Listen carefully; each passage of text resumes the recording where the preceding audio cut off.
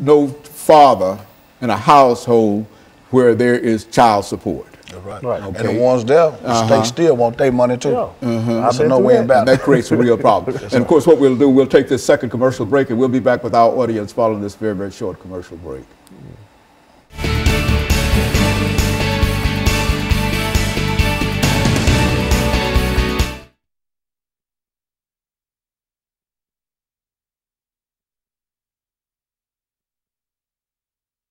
Whatever you want to say in reference to it, because I mean, a lot of folks don't seem to understand this. I mean, when we say that he has to pay child support, we only think in terms of whatever child support that comes in. But the state takes that money. If you got a job, the state takes your money before you get your money. Yeah, child support is not just taking money from you. Child support is being in that child's life.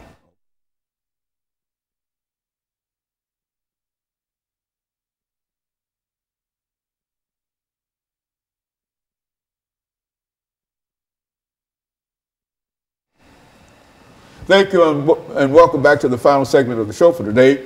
We're talking to Mr. Hawkins and Mr. Watkins in reference to child support in the state of Tennessee. And let's see, Phil, if we can pick up with you this morning, and to have you to talk to our audience this morning about some of the issues that you have to face if you have to pay child support, and how long that child support can be, and et cetera. And then you say as much as you wish to about it over the next 10 minutes. And then Mr. Watkins will end us for the day with some of his observations in reference to it. Let's do it from that perspective. Right now, child support, currently you got to pay child support as long as that child is attending high school or they go to college, you still got to pay child support.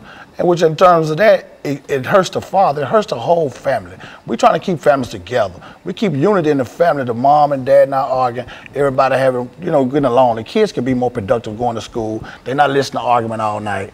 The dad and mom having everything going all right. But with this child support how it is now, it's just too much chaos in the home. The father not making the money he's supposed to make. He better can take care of himself.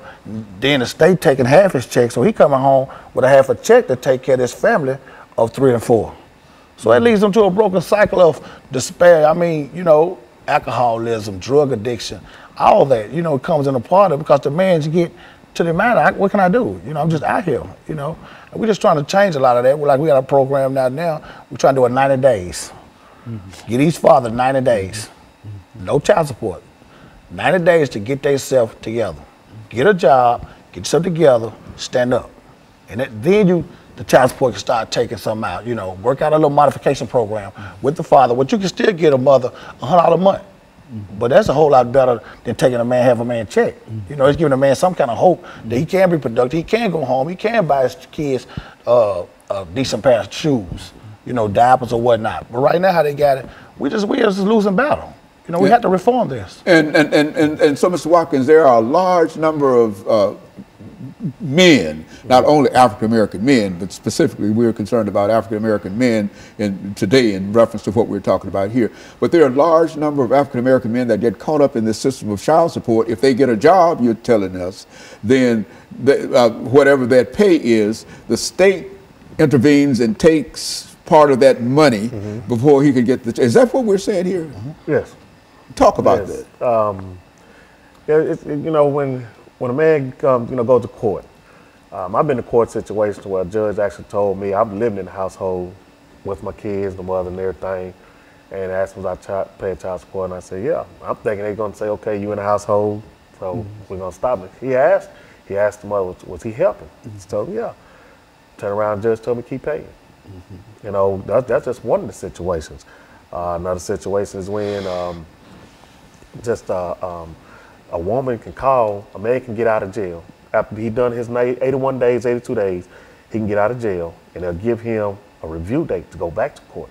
And in that review date, that woman has the ability to call the judge and say, I want to speed up the process. So if that man doesn't have a job within that time the judge has allowed, well, guess what? He's going off back to jail. So child support in the real sense has the ability to land folks almost immediately in jail, Oh, yes, sir. and then That's take what- half of the paycheck. And on top of that, not only that you go to jail, but you also still pay child support. Yeah, While child you- support Sitting there. still accumulating. So it's a law, they say, and there's nothing. It doesn't stop. It just does not stop. Just because you sitting up here doing 90 days, 80 days, 6 months, 8 months, it doesn't matter. You're still gonna keep paying. You still gonna keep paying in one way or the other. While you sitting there in jail doing nothing, or you sit out here in the streets doing nothing, they still gonna want that money. Now the And state that days- done away with the father. Yeah. What's going on with the kids at home then? You know, the father not here. What's going on with the kids? The son growing up, he watching the neighborhood drug dealer. The daughter growing up watching her brother with the money. She want a boyfriend with the money now. So go to a broken cycle. Here she goes, she's in the projects, she's pregnant with a couple of kids. The cycle continues. We have to reform this child support. But like you said, the black man, we're in trouble. Yeah. We won't have a second generation. How things going now? We got too much going against us as it is. You know, we trying to stand up and man up. We going out here every day. We feeding the homeless. I mean, we buy our own personal money. You know, socks, T-shirts, take to the homeless camps. We feed them hot dogs, hamburgers. You know, we go to the inner city, take over the kids, reading books at schools. We doing all this to show these kids that, you know, they look forward to seeing us. We got a junior Firebird football program coming up out of Pearl High School. We with those guys every day, the little fellas. We teaching them along the way, you know, how to man up, how to be young men, you know, by reading skills and math skills. So it is things that men can do out here that we are positive. You know, instead of keep getting a bad rap for all this violence, it's good men out here, and we just want to be known. You know, I mean, you know, and then another thing about it, the state does also use the child support system.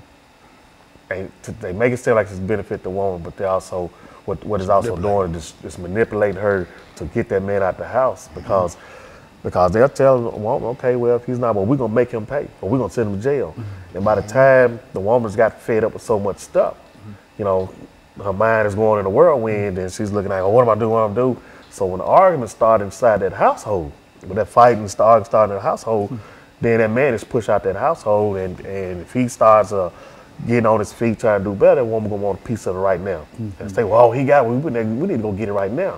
So you got to give a person a chance enough to say, hey, okay, you got to let a man be a man and let him in his household and work it out. Because you keep pushing him outside that household, you just continue destroying that house. Yeah. And when you do that, then that's when you're going to see a whole lot of jail system filled up. I look at this, you know, I think they building up another jail right now. Modern day slavery. Well, look here, is there any effort, and I think that you've already mentioned that there's an effort on your part to deal with the state legislature to pass a law and et cetera. What would such a law be like? And, what would such a law say? There'll be a 90-day program. In this 90 days, a man can man up, get a job, get himself together, get housing, get adequate clothes to go get a proper, you know, a job, a better job if need be, where he can reach a child support level or balance out. Okay, within this process, each month he would get a mom in return $100. You know, he's trying to get himself back up, just redeem himself. You know, that's what we got to do. We have to have that 90 days before they got to bill out now. They're saying, when you go to the custodial parent and y'all can make an agreement to pay your child support on time for a year, and they'll waive all your back pay. But these men need some immediate. You know, what if they don't have adequate shoes to go to an interview? Give them a chance to get on their feet where they can be productive citizens and then go into it. A person who might be arrested, Mr. Watkins, we're saying, for not paying child support, that he serves his time, and as soon as he's out of jail, he's been in jail for whatever that time might be, and as soon as he's out of jail, he has to immediately start paying child support. That's right. Is that what we're saying? And that's why you feel that there ought to be some kind of reform within the system. Help us out. We gotta give us a time frame. You know, 90 days. We can get out, get on our feet, get a nice decent job, get adequate clothing. You know, to be productive. You just coming out of jail, you behind. You know, everybody needs assistance. Sometimes there's a lot of men who didn't choose the right path, but a lot of men who have. You have men in the household that's all working, that's all taking care of their kids, and they still is in the child support system. You know, so it's a no-win situation for us. So it's a real problem when a mother decides that she's going to have that individual, her husband, to pay child support, that it's created a real problem for him. Is that what? Oh yeah, because you're taking the man's self-esteem away from him, because you know, a man that's living inside a household, taking care of his kid, prides himself off of that. You know, and when you keep talking about money, and then this man go out and work a legal job, and you make him feel like, hey, it's not enough money. You know, you take his self-esteem down to where that'll break a man down to the point where he stops doing other things. And like I said, destruction could come to where you could be turned into an alcoholic or drug abuse and all that.